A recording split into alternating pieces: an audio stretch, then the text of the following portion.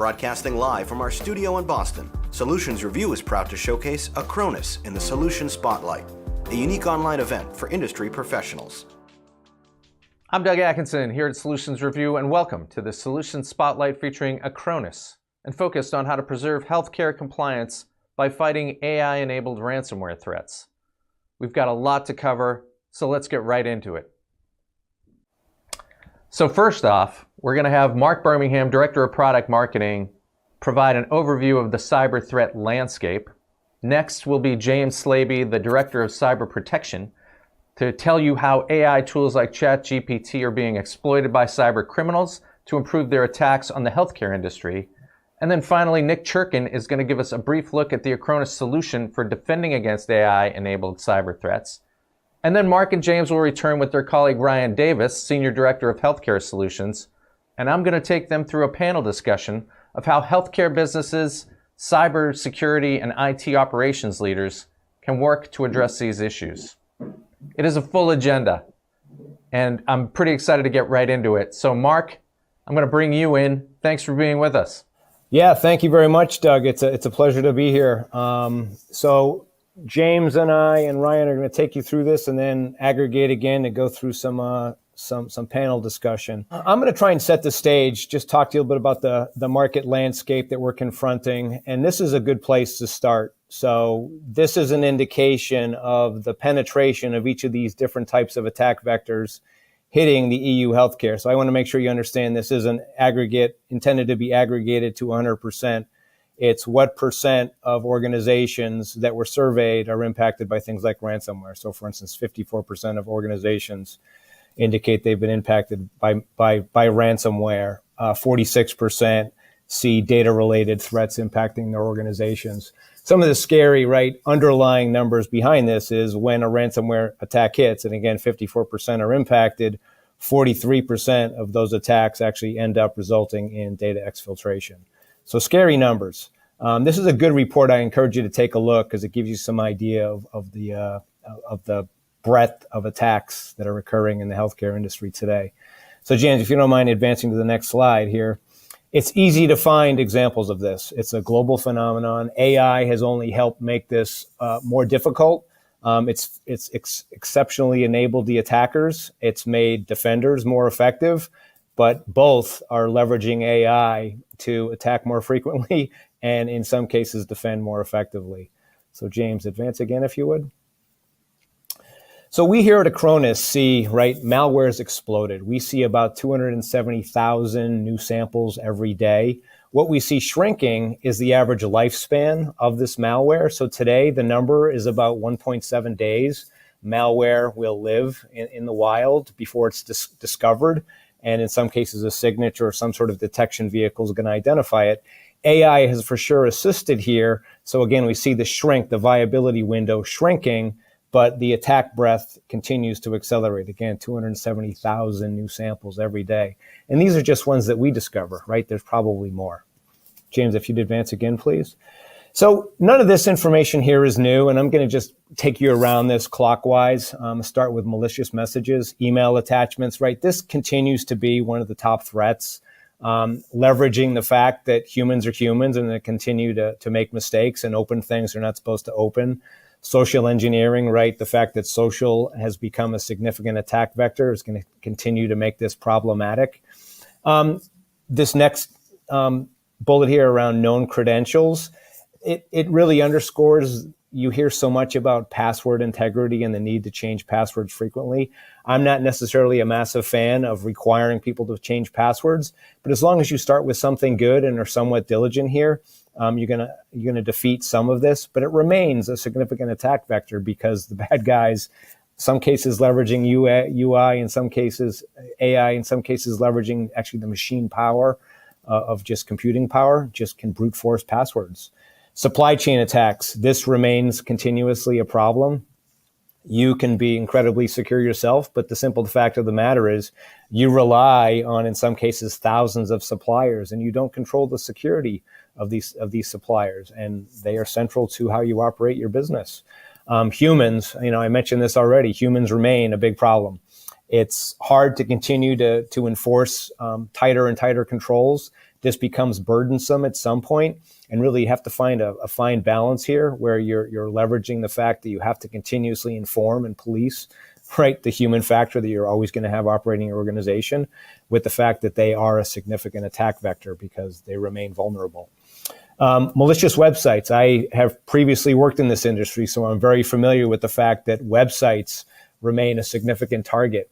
You can have a tremendous website your own that you control, but the simple fact of the matter is your website is also loaded with tons and tons of integrations, third-party integrations that load from the internet side, the unprotected side. And attackers have figured out that it's easier to attack a third-party supplier that's providing an integration on your website than attack you, the actual website owner. This, again, remains a significant attack vector. And then, right, this unfortunate one, I always like to cover this last because this just indicates lack of diligence from organizations. It's really critical that you're on top of patch.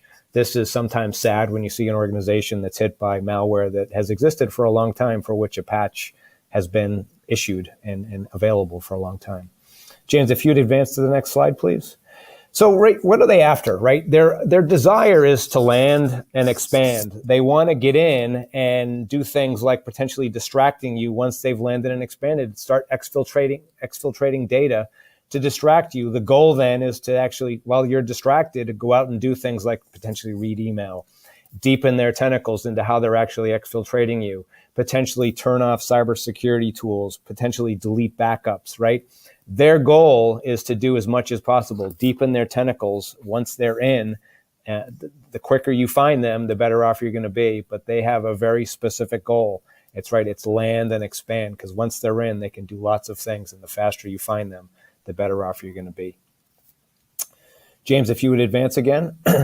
So ransomware is absolutely flattening. The problem with that statement is they've gotten much better. So they maybe have flattened by design, because what they're doing is they're increasing the pressure, right? Once they're in, they know what to do. They're extremely sophisticated, and right, if you're being attacked, you think they're incredibly devious. What they're trying to do is they're trying to do things like scare you by saying, I'm going to exfiltrate your data. I'm going to actually post your data somewhere on a public site. I'm potentially going to notify your customers. They have a lot of information about the attacker, right? We've seen a lot of attacks now actually be launched on holidays. They hit you when you're least aware or maybe least capable, and they do this on purpose.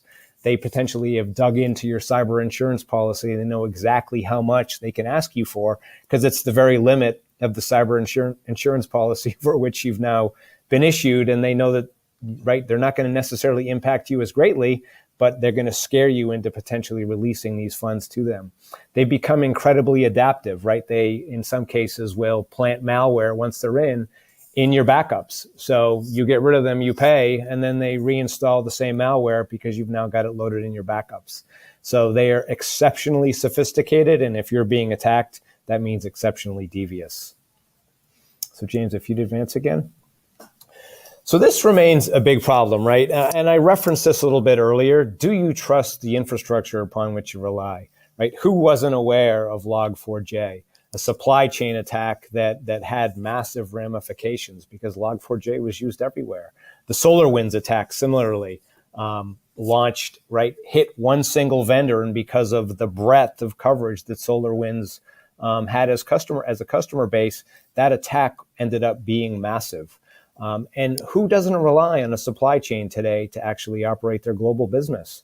You also see cases where, for instance, living off the infrastructure attacks become exceptionally problematic. Imagine you're an MSP and you're impacted, and now you are used as a launching site to serve malware to your hundreds or in some cases thousands of customers. We see tech layoffs increasing, unfortunately, in the market space. And sometimes disgruntled employees are going to do things malicious and plant and create insider threats for which you have to be exceptionally diligent. It leads to this need for extreme secrecy when organizations are planning force reductions. So, right, we try to indicate down below the probability of these types of attacks and the impacts. But really, at the end of the day, if you're impacted by any of these, the impact is significant to you, the organization. So here, this is my last slide. I've only had about 10 minutes to cover this. So I just want to give you a sense for, right, if you, independent of where you are, there's probably a compliance regulatory body that for which you need to abide. And I want to point out two things here. Columns 4 and 5 are detailing the actual they're detailing the fact that there are very explicit regulatory requirements for which you need to be aware. Column 3, pay attention to as well, because what this is indicating is the fact that not only do you need to be very diligent with how you deploy security, you also have to have exceptional controls. You need to be able to, in some cases, enforce one set of policy on one single user that you have as a customer that's different from another. So explicit security and, more importantly, explicit controls are what really is behind a lot of this compliance. And right, the ramifications for not being diligent with compliance are extreme. We've seen some massive fines impact organizations. GDPR, 4% of global revenues. We've seen some gigantic fines already hit. I'm aware of British Airways being hit $320 million from a couple of years ago. So it's very real, it's very problematic, and you need to pay attention here. So I'm going to flip this over to my colleague, James. It's time to take a look at how AI is being used by cyber criminals to improve their cyber attacks. Taking you through this topic is my colleague, James Slaby, Director of Cyber Protection at Acronis. He's got over 25 years of experience, both as an industry analyst and most recently as a vendor specialist. So James, over to you. Thanks for that, Mark. Nice job looking at the kind of cyber threat environment that we're looking at. My job in the next few minutes here is to talk about how ChatGPT and similar generative AI tools are going to make the challenges facing all of us significantly greater. So I polled an audience at an event like this recently. How concerned are you about AI as it relates to cyber threats? As you can see, most of us don't believe AI is ready to wipe out mankind just yet, but very few of us believe that it's nothing to worry about either. The majority of respondents seem very worried, and I think that's the right level of concern to have here. The concept of threatening AI, malicious AI, has been around a long time. I remember seeing 2001: A Space Odyssey as a kid. I'm obviously referencing the Terminator series here, The Matrix, tons of great sci-fi movies with evil, humanity-destroying AI at work. But even if you haven't worked with ChatGPT or similar tools much, you're certainly aware that this is a big concern right now. The reality is that here at Acronis, we're already seeing GenAI tools like ChatGPT being used to improve criminal cyber attacks. So, for example, if you're mounting a phishing attack, it's easy to generate 1,000 different emails that have slight variations in text that make them much harder to detect via regular expressions, classic email security filtering techniques. ChatGPT also makes it possible to translate your phishing emails into different languages much more effectively than even Google Translate. So the days of spotting a phishing email because of spelling errors, or obviously English as a second language or X language as a second language, are really over here. ChatGPT makes it simple to sound like you've got a college education and perfectly literate in your language. We're also seeing CEO fraud and business email compromise tactics getting more sophisticated. So ChatGPT can mimic your CEO or your CFO's prose style in an email, which means that a phishing email aimed at your accounts payable saying, wire $1 million to this account is that much more convincing. We're also not far from a time where AI speech cloning is going to make biometric authentication using voice effectively obsolete. Automation is a big advantage that these AI tools give to attackers. Makes it possible to greatly increase the volume and the frequency with which they mount attacks, and again, with that kind of granular personalization. So while they may not be able to innovate with new types of attacks just yet, it makes it a lot easier to scale attacks upward. So while Mark talked about a flattening of ransomware attacks, the bad news is that the hurricane has stopped at a Category 4 and not gone into Category 5. I expect that we'll see that volume trending up again thanks to these tools. So while text is an obvious first step for generative AI, we're going to start seeing a lot more deepfake technology applied to still images. We're going to see deepfake technology applied to still images and audio much more frequently and effectively. So, for instance, reporters were already fooled by a deepfake of the mayor of Kyiv on a Zoom call. Imagine a Zoom call with your CEO who actually turns out to be a deepfake that can react in real time to questions. You might be familiar with the old sextortion scam that sends you an email saying, I've got video of you engaged in nefarious sexual acts, and if you don't pay, I'll send the video to everybody on your contact list. That used to be an empty threat. There actually was no such video, but now they can actually create that video. And even if the video is obviously a fake, I think a lot of victims will probably think it's worth the $200 being demanded to avoid it being published. We're also seeing these tools being used to drive misinformation campaigns on social media platforms like Twitter, or now X as it's called. Imagine an unscrupulous competitor taking advantage of these tools to flood your support desk with chatbots that are convincing, but are actually just putting bogus support calls to tie up your desk.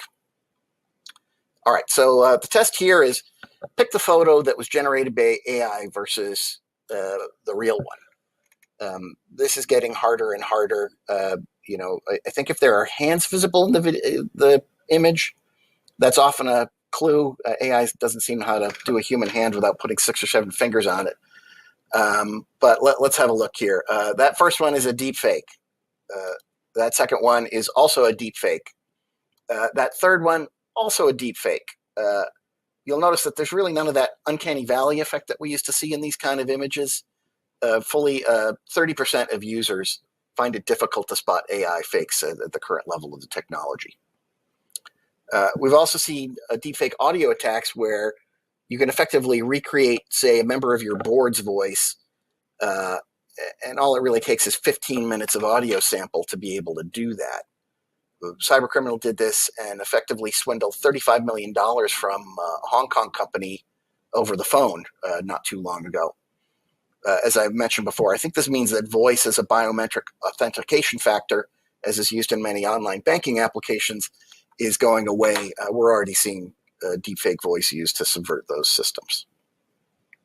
So where do we go beyond text, image, voice, and video? GenAI is already being used to help cybercriminals write malware. Mark mentioned the kind of terrifying number of new samples that we're seeing every day. That's going to get worse with AI's help. Today, it can be used for writing basic scripts for ransomware and information stealers, and it's frankly not hard to get around the ethical guardrails that are in these tools that are supposed to prevent you from doing that. So, for example, if you wanted to write ransomware, it would be as simple as breaking it down into steps. Say, write a task to inventory all the files on this system. ChatGPT, write a script that will encrypt all the files in this file inventory. Third prompt, write some code to store the encryption key to these encrypted files offline. Bolt those together and you've got a pretty good outline for a ransomware attack. The tool is also great at converting code from one programming language into another. So a simple prompt is convert my Python code here into Rust. And the compiled code will look different and effectively be a 0-day previously unseen sample. These tools are also good at analyzing code for vulnerabilities, spotting SQL injection opportunities, for instance. They can write the code to exploit those vulnerabilities, and they can add obfuscation techniques to thwart security countermeasures. So none of this is exactly new. It doesn't help you much if you're a complete programming neophyte, but if you've got basic coding skills, these can really help. We're also seeing these tools used to subvert other AI models. So, for example, a lot of EDR tools can work independently offline for when the endpoint is disconnected. That would give an adversary an opportunity to probe the EDR's model for vulnerabilities, maybe try to feed it bad data, influence its training so that it misses certain threats. I think that tactic's only going to get worse over time. Again, this is already happening out in the wild. There's an example of a post on an underground forum that we uncovered recently.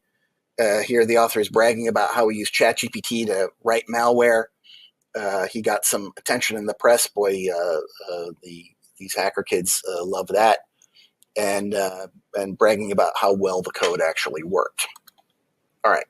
So what's up next here? I did the same thing Mark did, where I rate the probability where we stand today of these threats occurring and how much of an impact they might potentially have on healthcare.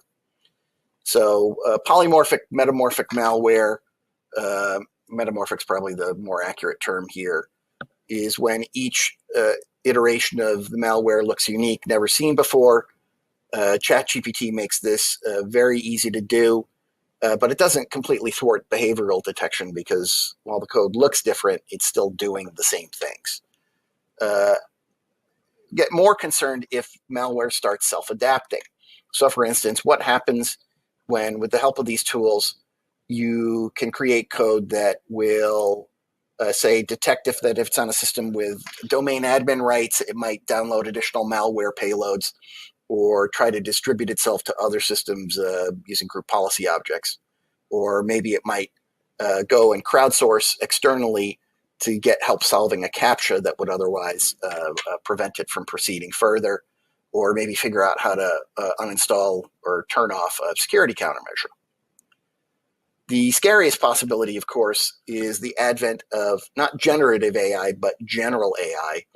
And this is the kind of the Terminator Skynet scenario where the AI is effectively autonomous, capable of original ideas, not just what GenAI does, which is be very good at recognizing and reiterating patterns that it already has, that it's already been trained on.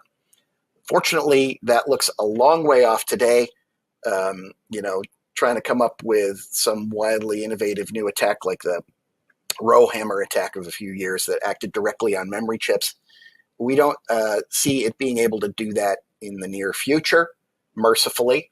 But at some point, general AI will occur, almost certainly in our lifetimes. And that's when we need to start treating it as a potentially an existential threat. Maybe start thinking about that ahead of time.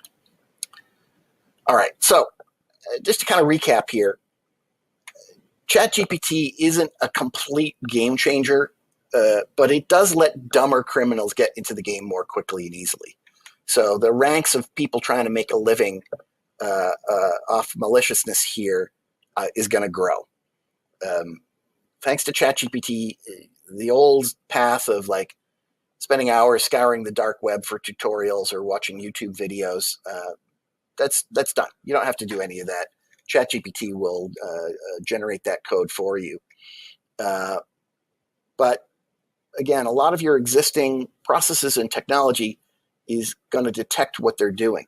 The problem is the scale of the attacks that we expect to see here. The zone being flooded in ways that will overwhelm your existing defenses or wear down your normally wary colleagues and employees. What that means is that the likelihood of an attack is going to succeed, which means you really need to shore up your recovery and response game, things like backup, disaster recovery, incident response planning. It's not new techniques, it's old techniques, but a lot more of them. So we do need to focus on our defense in depth. We do need to take advantage of AI tools where we can there, and that's increasingly becoming a thing. Talk to your vendors about how they're implementing AI to help out here. But in the meantime, you can expect successful attacks to get through, which means exfiltration of data very often. That's super common tactic in ransomware attacks these days, especially. and the resulting compliance exposures, the cost of downtime, both to your profitability and potentially human life, means you really need to complement what you're doing on defense with recovery capabilities. All right, I've put together a few resources here for further reading. We just came out with our semi-annual report on cyber threats with a new focus on AI-enabled attacks. There's a 12-step ransomware response plan I put together that's still relevant. Talks about all the different steps that you can take to fight ransomware and other cyber threats. Another piece on shifting your incident response posture to a more proactive footing as opposed to just reactive, and taking a view of a world where most of the cyber threats you're dealing with are zero-day threats. All right, with that, it's time for a quick overview of Acronis Cyber Protect, which is the platform that Acronis has built to help our customers in healthcare protect themselves against threats to their sensitive data and their uptime, including from, but not limited to, AI-enabled cyber attacks. Taking you on this tour is my colleague, Nick Churkin. He's a senior solutions engineer here at Acronis. He's been helping our customers design and deploy cyber protection solutions for nearly 10 years here. Take it away, Nick. Thank you, James. So I wanted to show you a few features that relate directly to healthcare industry. I'm going to talk about defending against ransomware, automated recovery of data, that's important for healthcare, data security, for example, encrypting backups, rapid response, because any delay kills people, essentially, and compliance in the form of immutability of backups, for example. So here you see our product. This is the management console. It can be completely on-premise. Our product can work in an isolated environment, or if you need it to be deployed in the cloud, it can work in the cloud. And you see a list of devices of different kinds. It can be physical servers, virtual machines, workstations, and so on. Let's start with probably one of the most important things, defending against ransomware with automated recovery of any data that got encrypted by ransomware. First case of death from ransomware. Some German hospital couldn't admit a patient because of an ongoing ransomware attack, and while they were restoring data, another hospital could admit that patient, but on the way to hospital, the patient died. First confirmed case from ransomware, I think. So it's important to protect against potential ransomware attacks and quickly mitigate as well. So you see a device here. It's showing suspicious activity, meaning that Acronis actually caught ransomware. I'm going to show you how to set up this policy, but that's a result of that policy in action. So some ransomware tried to encrypt data, and not only did we block that ransomware, we automatically reverted using cache. So files were restored in real time to their latest versions as they were immediately before the attack. Now, the way this was set up to work is you apply a protection plan that covers a lot of things. It covers backups, it covers security aspects. Here we're interested in security, in ransomware protection.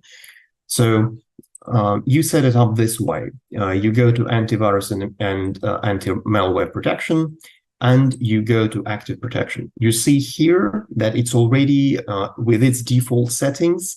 It's generating an alert, stopping the process, and revert file changes using a real-time cache. So even if you don't have backups, we're going to revert that data to the latest point in time and preserve that data and preserve the system. Now, as a wider data security aspect. You can do backups of the systems in case something goes wrong. You can always quickly recover from them, and backups can be encrypted before they actually leave the system. So here in encryption, you have password protection. We don't store password anywhere except in the backup itself in an encrypted form. We use industry standard encryption algorithms, and that allows you to make sure that important data, sensitive data, patient data is protected, and no one can access data without knowing a password. So we deliberately deprive ourselves of any ability of bypassing that password request. We don't have a password recovery tool for you, meaning that it's truly protected. And another aspect, so you are protecting these backups. These protected backups can be used in a disaster recovery situation, in disaster recovery approaches of various kinds. It is important to have encrypted backups because it's important from the compliance perspective as well. And whatever backup you have and wherever that backup is stored, you can quickly recover data from it. And by quickly, I mean, well, imagine you have a big server storing patient data, like multiple terabytes of data. And normal recovery, even if you have a backup, would take a couple of hours, for example, right? Which is not feasible. Again, any delay is threat to patients. So what you can do instead is you can, for example, you have a backup being stored here. You can run that backup as a virtual machine right away. So you have that backup, you have a virtual host. Let me type username and password here. So I have a backup stored somewhere on a NAS in a local network. And instead of waiting for a couple of hours for that backup to be restored to its original place, to some sort of machine, I can have a virtual host like VMware or Hyper-V. I can specify what machine name I need, right? Run VM, something, right? And will immediately spin up that virtual machine by mounting the backup as if it were the disks of that virtual machine. So people, hospital staff, other people who need to have immediate access to data can start working with a replica of that virtual machine right away, or replica of any backup of any server, even a physical server. They can work with it right away as a virtual machine on one of the hosts. They can access any data right away. Well, about 5 minutes, in about 5 minutes, that virtual machine will be up and running. They can access any data, and an actual recovery from the backup to that host will happen in the background. It may take a couple of hours. If you have a big server, doesn't matter, because that virtual machine is operational right away. Okay, and that can work both from unencrypted and encrypted backups. That's something that is mandatory for HIPAA compliance, for example, and for compliance regulations in other countries, similar compliance regulations. Okay, and finally, another way of disaster recovery, if you have a wide-scale disaster and your policy allows storing some backups, again, in an encrypted form offsite, we have cloud storage in our data centers around the world. So in terms of location, in terms of data residency, it's all covered as well. And with cloud disaster recovery, you can tell us ahead of time that, for example, this server is important enough for you. It stores important patient data. It acts as an application server or something. You allocate space in our data center. We keep that replica on standby for you. And then once you have a disaster and you don't have anything on the local premises to run, to restore the backups, You spin up that replica in our cloud, and it's the same story. It takes a couple of minutes to spin up that server, and people being here on the local premises can access that server either over a VPN or over a public IP address right away, maintain continuity of service in terms of all those healthcare activities, and maintain normal flow of patient care. One last thing, compliance regulations and common sense, they require that the data be safe from different kinds of attacks. And when we talk about compliance, specifically in terms of healthcare, you probably need immutable storage. You need to make sure that even if someone hijacks this console, hijacks the product, penetrates the systems, deletes all the backups, you need to make sure that those backups are still available. And this is what we also have in our product, both for backups that we store in an isolated environment. We make sure that no one can delete them or modify them, except for Acronis agents, as well as in our cloud storage. So within our cloud storage, we have an option for immutability of backups. It's one of the security options there. And with this option, even if someone deletes everything, backups will remain in our cloud storage for a certain number of days that you specify, and you can view those deleted backups and always recover data from them, right? So these are probably the most important aspects of data protection when it comes to healthcare industries, and Acronis covers those aspects quite well. So again, it's defending against ransomware, it's automated recovery of any data that was encrypted by ransomware, it's data security, encrypting those backups with a password and making sure that backups are immutable. It's rapid response, a rapid recovery of a virtual machine, either to your premises or to our cloud. And it's compliance with multiple standards, be it HIPAA or some similar standard in your region. We provide all that, both on-premise and in the cloud. Back to you, James. Thanks for that, Nick. It's time now for our panel discussion of what healthcare, business, cybersecurity, and IT operations leaders need to do to address the AI-enabled ransomware and other threats we've been talking about. Let me hand the mic back to our host and moderator, Doug Atkinson of Solutions Review. Yeah, thanks, James.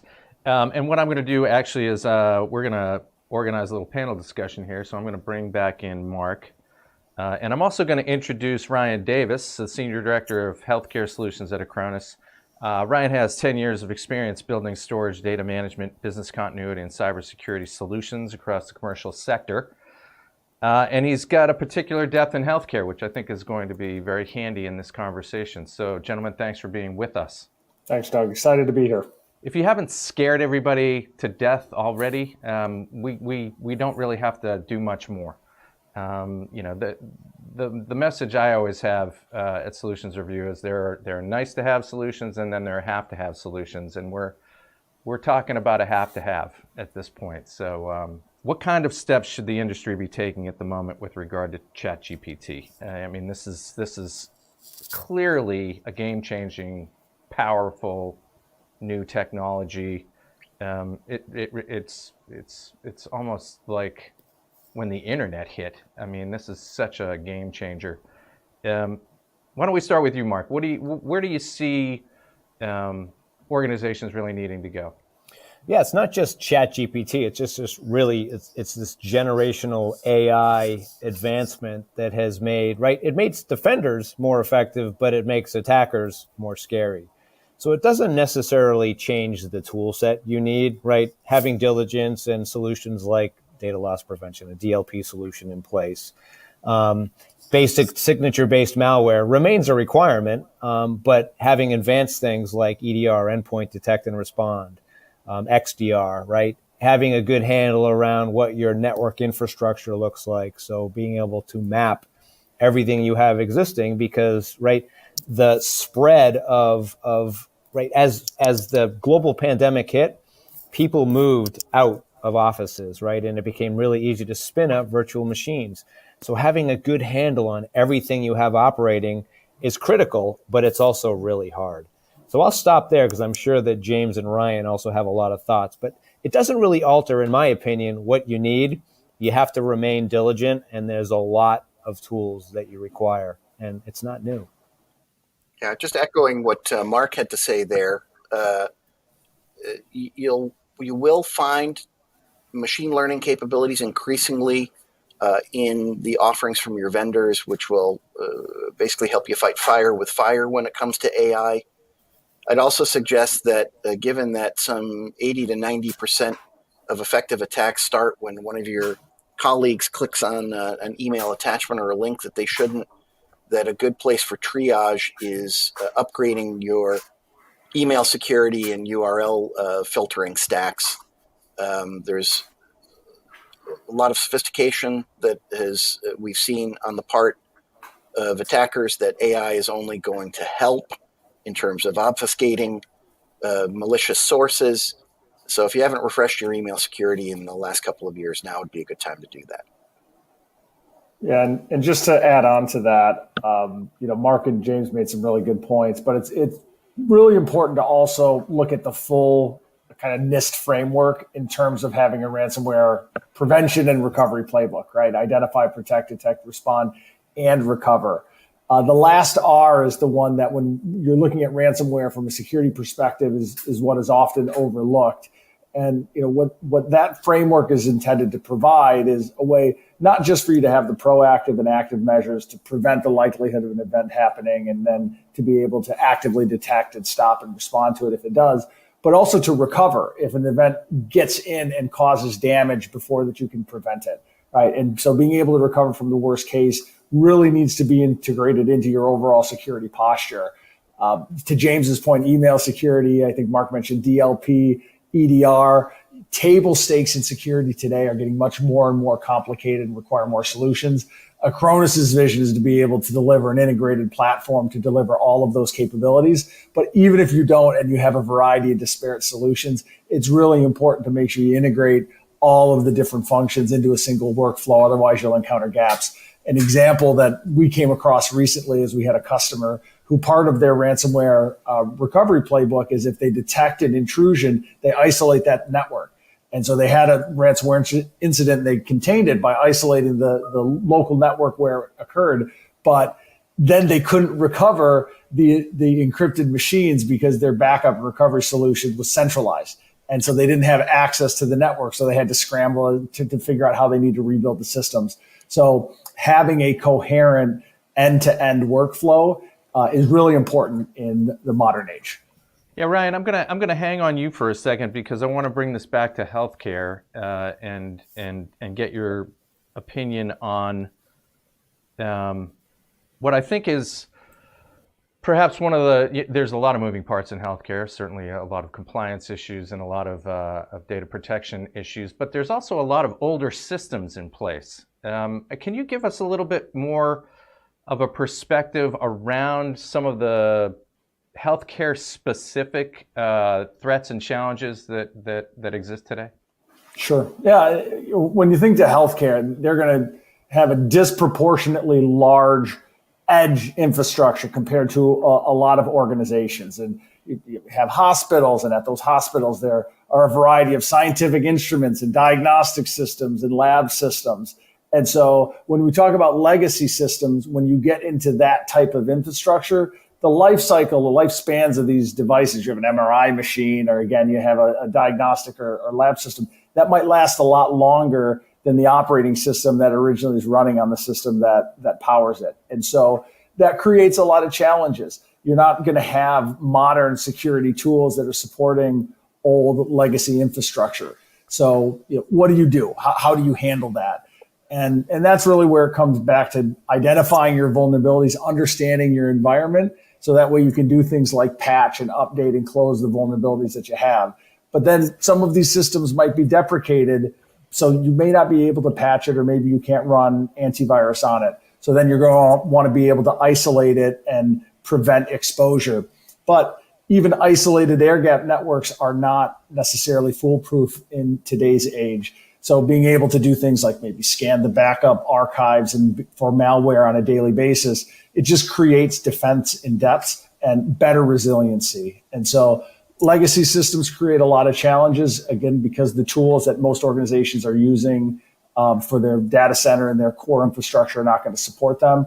And so purpose building a workflow to protect them is very important. I want to stick with this theme of the threat to compliance raised by AI. James, I'm gonna ask you to dig in a little bit more here. What can you share in terms of perspective with regard to that threat to compliance? Sure, Doug. So, we're all familiar with the notion of data breaches in healthcare to steal information for resale. There's quite a bit of value to a personal healthcare record for sale on the dark web. But there's a fair amount of work involved in doing that. So we see the shift in terms of compliance threats becoming the ransomware with the double extortion tactic, where they exfiltrate a terabyte of data first before they trigger the encryption attack, so that even if you're able to recover your applications and your data from backup or a disaster recovery scenario, they have the threat of leaking your data online and exposing you to compliance sanctions if you don't pay the ransom.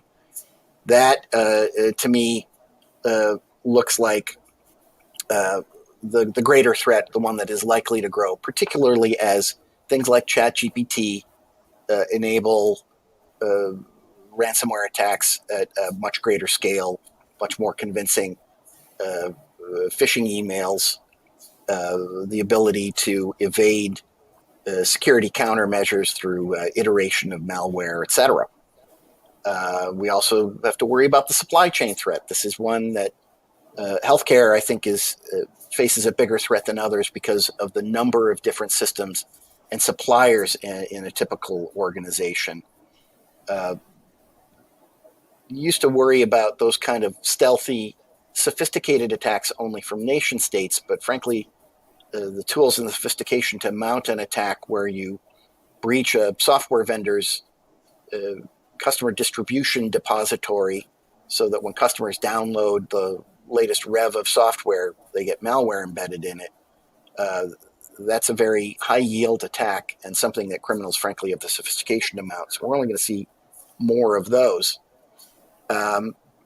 What that suggests is that you really need to look at encrypting data everywhere that you can. So that includes your data stores, both on premise and in the cloud. You need to encrypt your backups. And if you have implemented a disaster recovery scenario, which we think is a good idea in an era where ransomware can bring down critical systems and raise threats to human life, that your standby copies of applications and data that you're maintaining in the cloud for disaster recovery purposes, that you flip users over in the event of a breach or a downtime incident, are also encrypted. I would be remiss in not in making this only about technology, because ultimately at Solutions Review, our audience are the implementers, the end users, the people facing these problems. And it isn't all about the technology. There's a lot of people, there's a lot of process. Can you guys talk a little bit about, and I'm not sure who wants to take the lead here, but a little bit about the human side of the solution, if you will? Sure, I can jump in, Mark, to start, and then if you want to come in there, people and process are very, very important, especially when you talk about edge environments where there's a lot less automation in place. And so from a people perspective, I would really correlate that to training. And there's a couple of different variations or implications there. Security awareness training is critical. And so this is the type of thing where you'll train the employees to try and monitor or understand what would be a phishing attack, some sort of email attack. So that way they're on the lookout, they're diligent, and they're not going to be easily fooled. A lot of organizations are doing this and then following that up by actually trying to trick their employees, which I actually think is a great tactic, right? So it's verify and inspect that the training is working. So that way that if they need retraining to make sure that they're much more diligent or much more capable of detecting it, they can. So I think that's really, really useful in the modern age. But the likelihood that you're going to be able to have human intervention with a 100% success rate is probably unlikely. And so to me, it's really important to layer on top of the training tools that are going to augment or complement that additional scrutiny that you're getting at the employee level. James had referenced advanced email security earlier, which are tools that can provide anti-phishing, can prevent phishing attacks on getting through, can detect malicious attachments and things like that. Essentially just reducing the margin for error of the users. If you're catching and filtering these email attacks at a high frequency before it gets to them, that's just less at bats for the criminals to be successful. So I think that's very, very important. The other part of training for me is training the end users into what do they do in the event of an incident. It's one thing to just do the training on prevention, but what happens in the event of some sort of incident? They walk in and they have a ransomware message on their system. What do you do? How do you respond to that incident? Is really, really useful so the overall organization can then respond in a coherent manner. Acronis is providing a lot of tools for some of our customers to enable end users to be able to restore their own systems without central IT intervention in the event they have an incident like that. So these are examples of how you can enable not just IT, but the overall employee community to be useful and functional in responding to an incident. Yeah, I might throw in a process adaptation that's going to become more important as we see more deepfake audio, deepfake video, the ability to mimic an executive's text style in an email, all things that AI is making much easier, much more convincing. That anytime, for instance, you have a transfer of sensitive information or a large financial transaction, and when I say sensitive info, I don't just mean health records, but also potentially research, personal information on your staff and employees and so forth, that you add processes where you're effectively adding multi-factor authentication, out-of-band processes for authorizing these kind of transfers, because the initial request for those are likelier to look legitimate and in fact be malicious. Yeah, I was going to add to this around, there's a reason why when you think of cybersecurity, it's defined as people, process, and technology. And the technology is the table stakes thing that I think one of us mentioned previously. It's knowing how to use these tools effectively to remediate threats. And it's also continuously not only training your employees to spot this stuff, but reinforcing it, right? You can't do this often enough because, again, part of the bad guys think about this all day. They are incredibly effective at leveraging new techniques and new ways to get around. They're aware of what we do.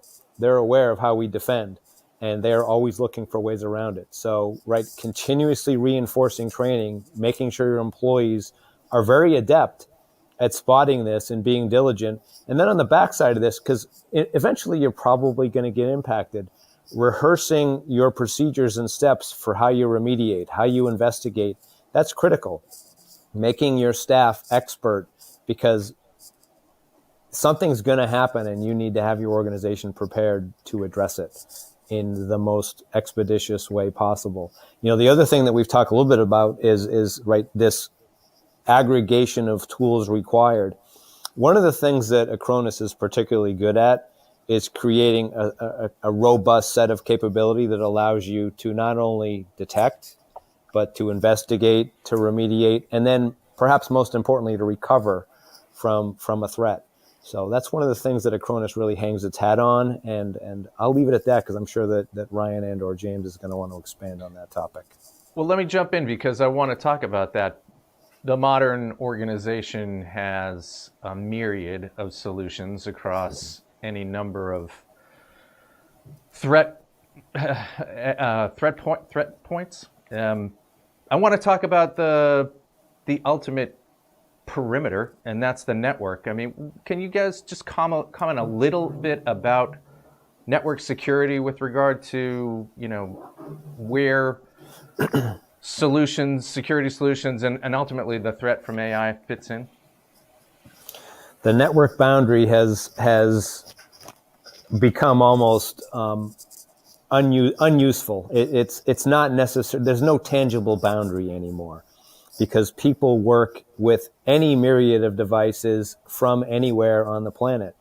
I know that I talk to colleagues on a daily basis around the world, and all of us require the same sort of security infrastructure to make sure that we're secure.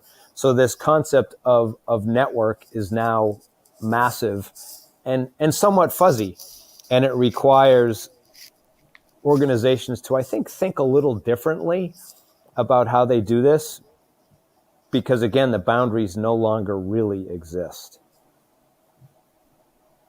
Yeah, I think we with the advent of telemedicine applications, I know we made a lot of progress there over the pandemic. That years of talking about it couldn't seem to make happen, and suddenly we had a regulatory change, and we're delivering telemedicine everywhere. I also look at the rise of the Internet of Things and medical sensors and other devices that are networked. Most of these devices have fixed operating systems, that can't be updated with security patches if there's a vulnerability discovered. The only way to address the vulnerability is replace them. So we're going to be dealing with the remote threat for the foreseeable future. That doesn't mean that you can't take steps within your internal networks to help impede the propagation of worm-enabled malware. Your typical ransomware attack, once it gets inside, starts looking for other systems to infect.